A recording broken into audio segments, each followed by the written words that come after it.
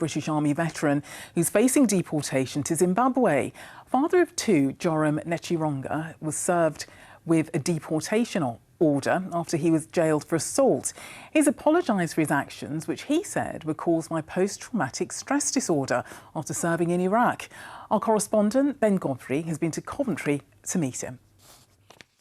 Joram Nechironga says serving in the army was his expression of pride and gratitude at being given sanctuary to live in the UK.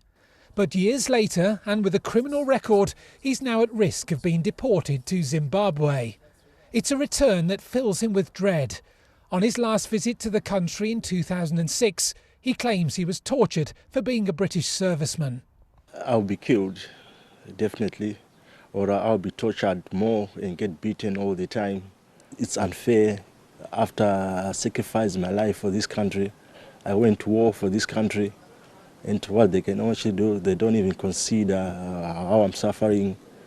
In 2018, he was convicted of assaulting a relative and jailed for 32 months. He claims that while serving with 9th Supply Regiment in Iraq, he began to suffer from post-traumatic stress disorder, and his actions were the result of what he'd seen on the front line.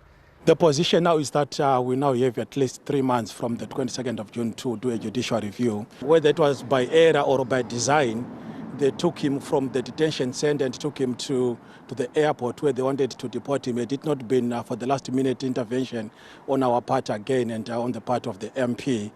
The Home Office told us the government makes no apology for removing murderers, rapists and child abusers and those with no legal right to be in the UK. All claims are fully considered and decided upon before removal, and we would not remove anyone where there were outstanding claims or concerns. Joram, there will be some people, no doubt, who will be watching this saying, you assaulted a younger member of your family and you've paid the penalty, and actually it's right that you should be considered for deportation. I was suffering and ended up being angry. And I apologized to the public of all the action that I did, and that's not me. That's not me.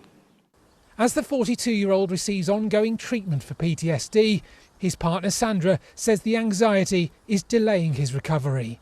Even if someone knocks at the door, he's like panicking, because the last time when he was in the detention centre, they just came and took him at 5 o'clock in the morning, no warning or anything.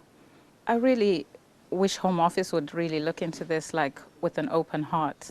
Local MP Zara Sultana has urged ministers to intervene in this case, while a crowdfunding campaign to support Joram Nechironga's legal fight has now topped £20,000. Ben Godfrey, BBC Midlands Today, Coventry.